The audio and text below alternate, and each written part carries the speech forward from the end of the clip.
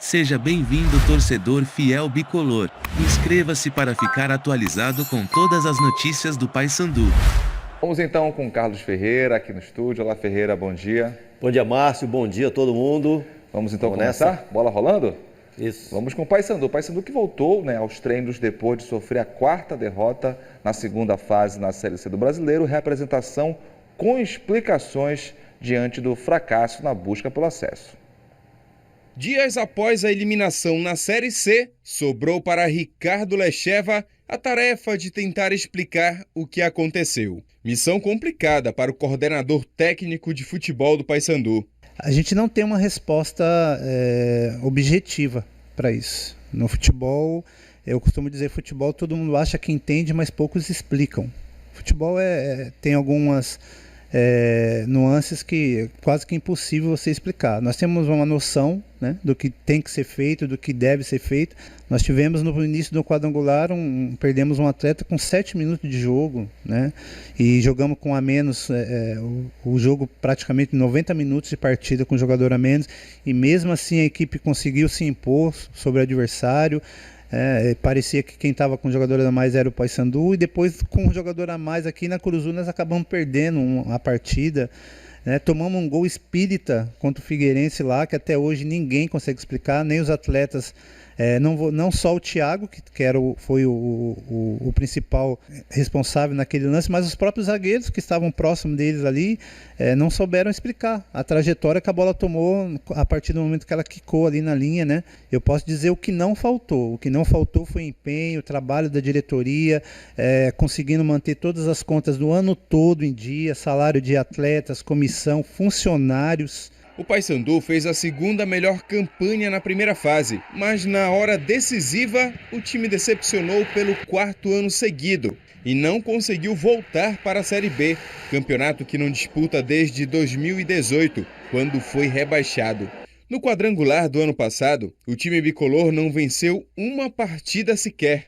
Contra o Ituano na Curuzu, a torcida se revoltou e chegou a invadir o gramado. Atitude que gerou punição de 2 jogos para o Paysandu longe de Belém este ano.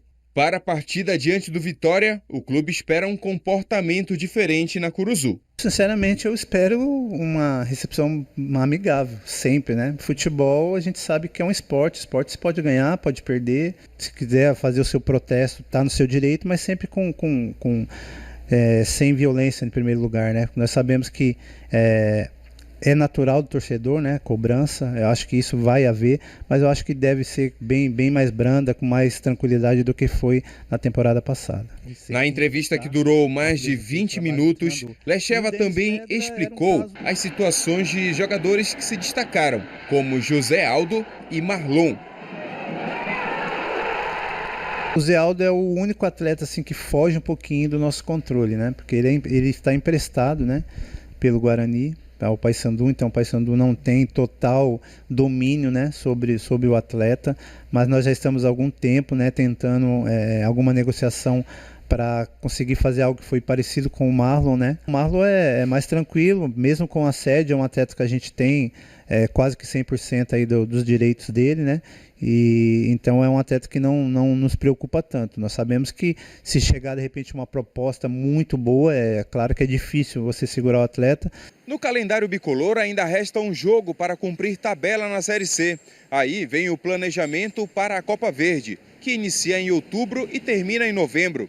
Ao final do Brasileiro, a diretoria bicolor vai ajustar contratos para definir quem fica para a competição. Todos os atletas eles têm contrato até dia 15 do mês de outubro.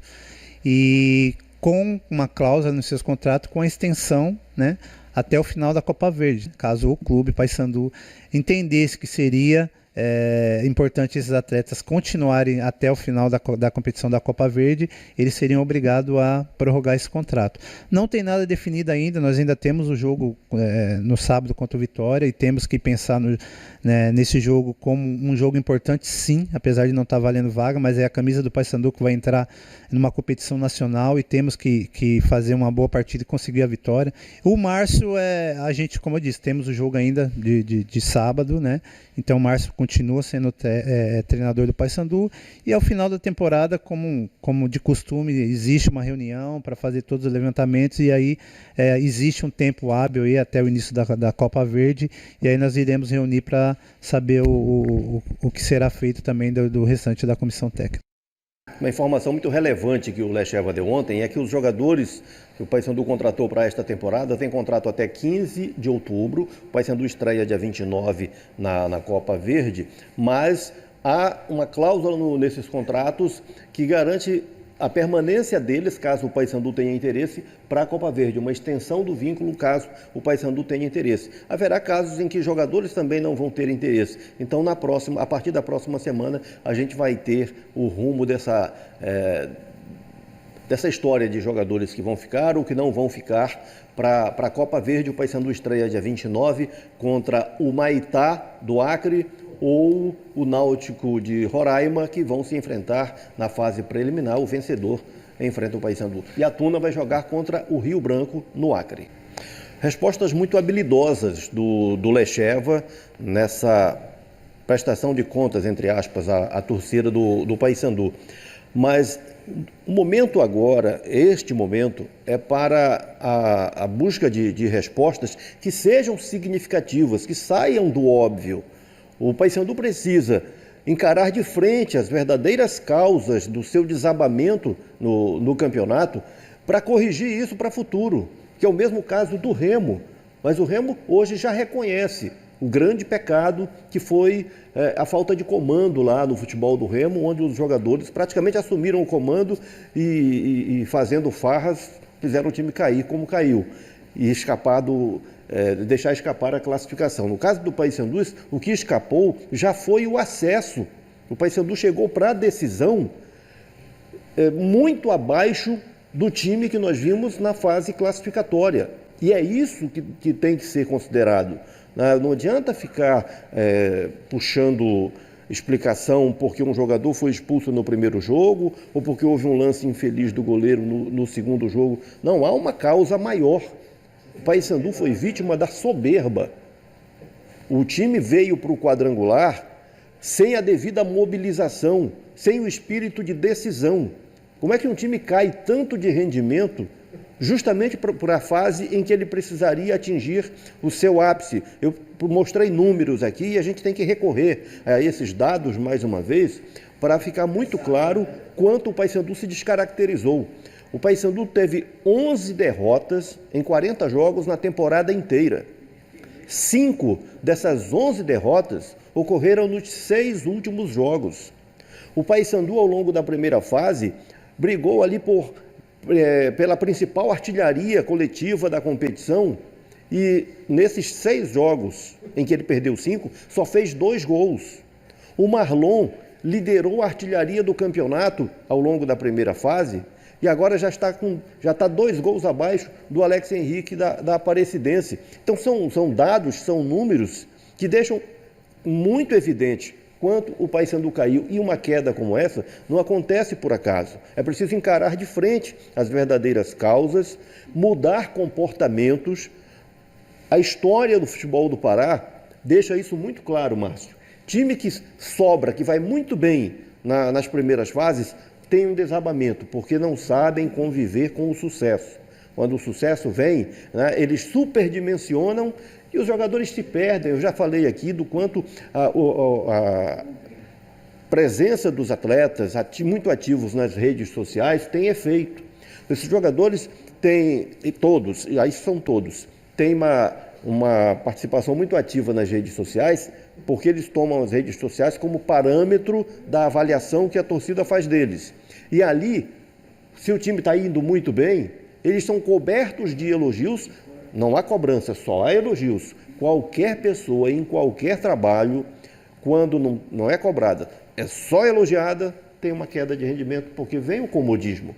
E esse veneno funciona ali no futebol. Da mesma forma, quando vai mal, onde ele vai buscar a avaliação, é só pancada, é só para botar para baixo.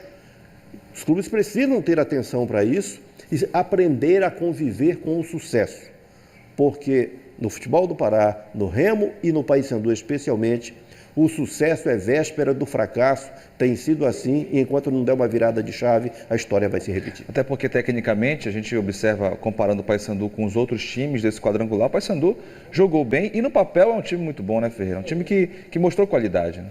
Pois é, mostrou qualidade na primeira fase. No quadrangular, em rendimento coletivo, teve até atuações razoáveis, mas deixou de ser um time decisivo. Por quê? Veio para o quadrangular sem o devido espírito de decisão. Houve autossuficiência, né, que tirou o Paysandu dos trilhos. Uma listra branca, outra listra azul. Essas são as cores do papão da Curuzu. Uma listra branca, outra listra azul. Essas são as cores do papão da Curuzu.